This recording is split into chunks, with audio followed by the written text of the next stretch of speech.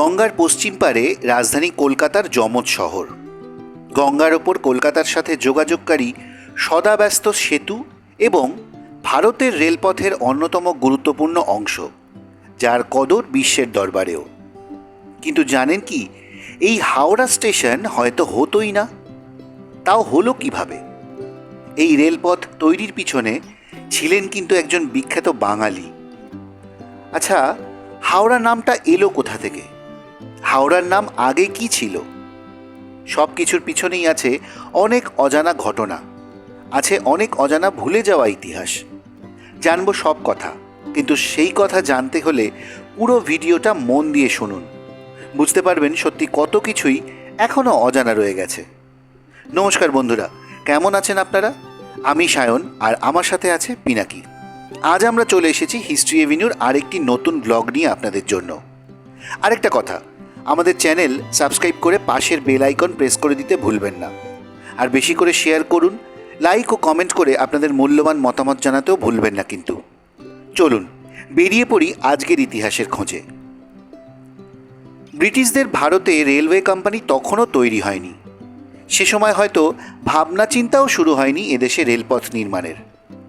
সে সময়ে এদেশে রেলগাড়ি চালানোর তোড়জোড় শুরু করেন এক বাঙালি।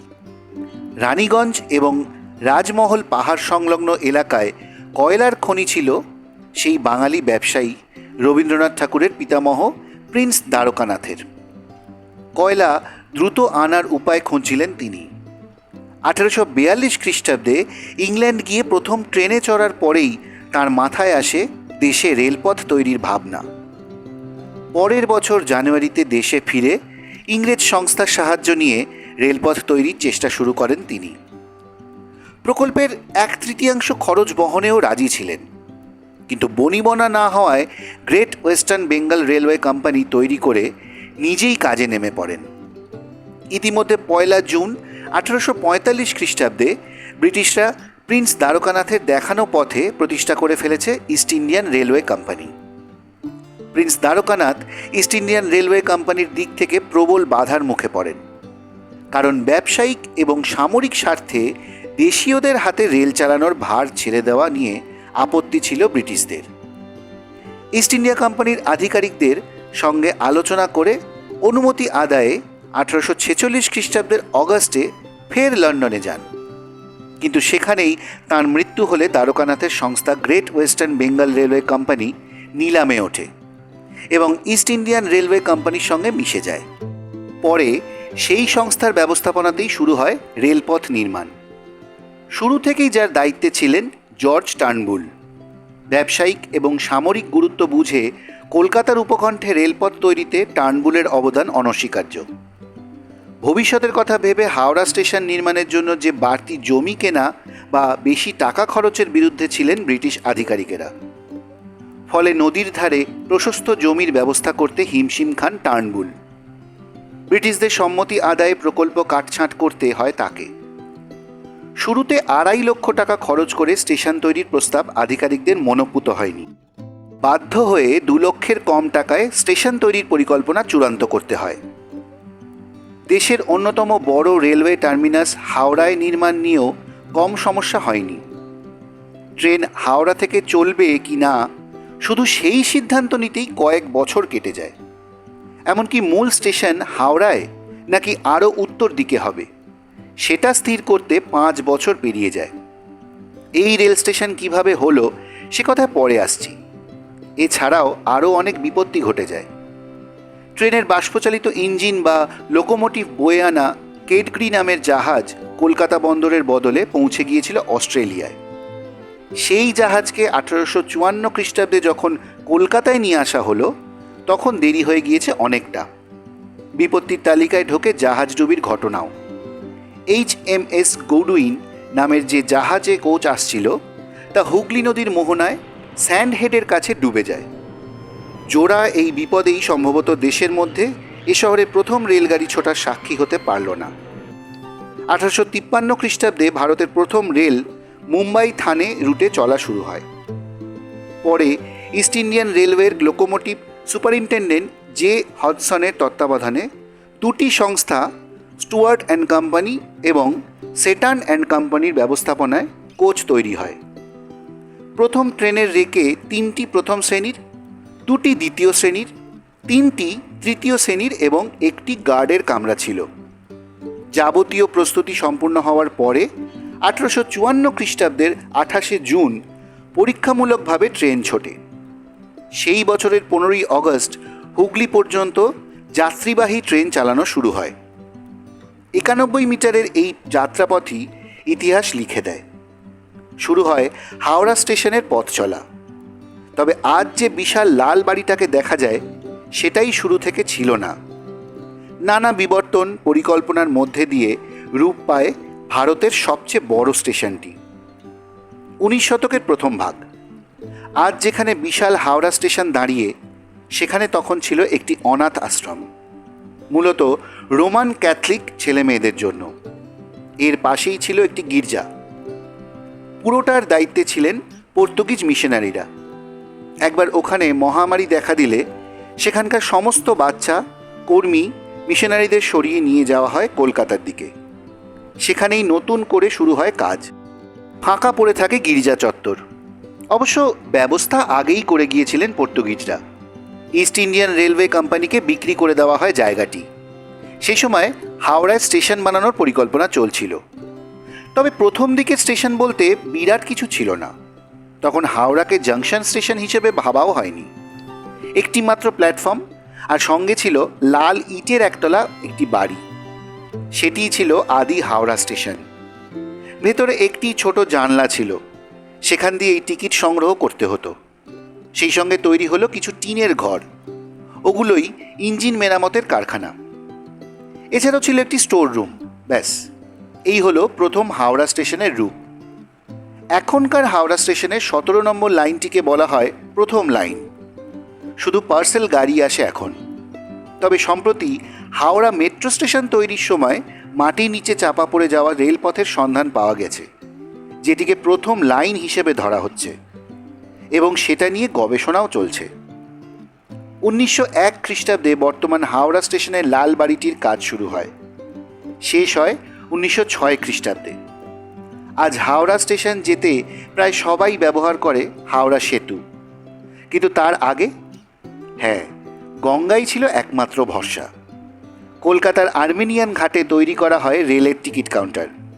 সেখান থেকেই টিকিট কেটে রেল কোম্পানির লঞ্চে করে ওপারে যাওয়া হতো। উল্লেখ্য, এই ক্ষেত্রে লঞ্চের ভাড়া রেলের ভাড়ার সঙ্গেই জুড়ে থাকত, আলাদা করে কিছু দিতে হতো না। 1854 খ্রিস্টাব্দের ট্রেন চলার শুরুর মুহূর্তটির জন্য অপেক্ষা ছিল বহু মানুষের। 3000 দরখাস্তের ভেতর থেকে কয়েকশোই সুযোগ পেয়েছিলেন প্রথম যাত্রার অংশ থাকতে। হাওড়া স্টেশনের কথা অসম্পূর্ণ থেকে যায় তার বড় ঘড়ি ছাড়া। বড় ঘড়ি হচ্ছে হাওড়া স্টেশনের ল্যান্ডমার্ক, মিটিং পয়েন্ট। 1926 খ্রিস্টাব্দে এই বড় ঘড়িটি তৈরি করা হয়। লন্ডনের জেন্টস কোম্পানি এই ঘড়িটি তৈরি করেছিলেন। প্রথমে এই ঘড়িটি ছিল দম দেওয়ার, নিয়মিত দম দিতে হতো একে। দূর নিয়ন্ত্রক পালসার যন্ত্রের মাধ্যমে দম দেওয়া হতো ঘড়িটিতে। পরে 1975 খ্রিস্টাব্দে ঘড়িটি মেকানিক্যাল থেকে ইলেকট্রোমেকানিক্যালে রূপান্তরিত হয়। এরপর থেকে রিচার্জেবল ব্যাটারির সাহায্যেই এই ঘড়িটিকে চালু রাখা হয়েছে। এখন এই ঘড়িতে আর চাবি ঘুরিয়ে দম দেওয়ার প্রয়োজন হয় না। ঘড়িটির মুখ রয়েছে দুদিকে। একদিকের মুখ রয়েছে 1 থেকে 8 নম্বর প্ল্যাটফর্মের দিকে এবং অন্য মুখ রয়েছে 9 থেকে 15 নম্বর প্ল্যাটফর্মের দিকে। এই ঘড়িটি ভারী লোহার ফ্রেমের ওপর বসানো এবং স্টেশন ম্যানেজারের অফিসের পাশের দেওয়ালের সঙ্গে জুড়ে দেওয়া হয়েছে। হাওড়া স্টেশনের সাথে অঙ্গাঙ্গিভাবে জড়িয়ে আছে হাওড়া ব্রিজ। এই প্রসঙ্গে বলে রাখি, হাওড়া ব্রিজ নিয়ে আমাদের একটি ভ্লগ রয়েছে, যার লিঙ্ক আমরা ডেসক্রিপশনে দিয়ে রাখব। আপনারা চাইলে দেখে নিতে পারেন। চলুন এবার যাওয়া যাক প্রাচীন হাওড়া শহরের খোঁজে। ইতিহাসবিদ পিটি নায়ারের মতে 1717 খ্রিস্টাব্দে, মতান্তরে 1713 খ্রিস্টাব্দে British east India company Mughal সম্রাট ফারুকশিয়ারের কাছ থেকে 38টি গ্রাম লিজ নেয়। গঙ্গা নদীর পূর্ব তীরের 33টি গ্রামের সঙ্গে পশ্চিম তীরের 5টি গ্রাম ছিল শালিখা, হারিরা, কাসুন্দিয়া, রামকৃষ্ণপুর এবং বেতর। 1565 থেকে 1579 খ্রিস্টাব্দে ভেনিস থেকে ভূপর্যটক সিজার ফেডরিকি ভারতে আসেন। 1578 খ্রিস্টাব্দে ওনার লেখায় বেতর এবং হাওড়ার বিভিন্ন অঞ্চলের নাম পাওয়া যায়। ওনার লেখা থেকে জানা যায় তখন এই অঞ্চল হিন্দু রাজ্য ভুরসুট এর অন্তর্গত ছিল। ভুরসুট রাজ্য পঞ্চদশ থেকে অষ্টাদশ শতাব্দী পর্যন্ত শাসন করে দক্ষিণ রাঢ় বাংলা। অষ্টাদশ শতাব্দীতে বর্ধমানের রাজা কীর্তিচন্দ্র রায় ভুরসুট জয় করেন। 1728 থেকে 1757 খ্রিস্টাব্দ পর্যন্ত বর্তমান সমগ্র হুগলি ও হাওড়া জেলা বর্ধমানের মধ্যে ছিল। মুঘল আমলে এই জায়গা সাতগাঁও পরগনার অন্তর্গত ছিল। ব্রিটিশ ইস্ট ইন্ডিয়া কোম্পানি শাসনভার হাতে পেয়ে 1787 খ্রিস্টাব্দে হুগলি জেলার সৃষ্টি করে। তখন বর্তমান হাওড়া জেলা হুগলি জেলার মধ্যেই ছিল। 1843 খ্রিস্টাব্দে স্বতন্ত্র হাওড়া জেলার জন্ম হয়। 1495 খ্রিস্টাব্দে বিপ্রদাস পিপলাইয়ের মনসামঙ্গল কাব্যে এবং 1594 খ্রিস্টাব্দে কবিকঙ্কন মুকুন্দরামের চণ্ডীমঙ্গল কাব্যে শালিখা, ঘুষুরি, বেতরের নাম পাওয়া গেলেও হাওড়ার নাম পাওয়া যায় না। ইতিহাসবিদদের মতে মুঘল সম্রাট ফারুকশিয়ারের কাছ থেকে ইংরেজরা গঙ্গার পশ্চিম পারে যে 5টি গ্রাম লিজ নেয় তার মধ্যে ছিল হারিরা নামের একটি গ্রাম, যেটি হলো বর্তমান হাওড়া শহর। কিন্তু হাওড়া নামটা এলো কোথা থেকে? ডক্টর নিহার রঞ্জন রায়ের মতে হাওড়া কথাটার শেষের রা শব্দটা দ্রাবিড় ভাষার চিহ্ন, যে ভাষায় হাওর শব্দের অর্থ জলা জায়গা।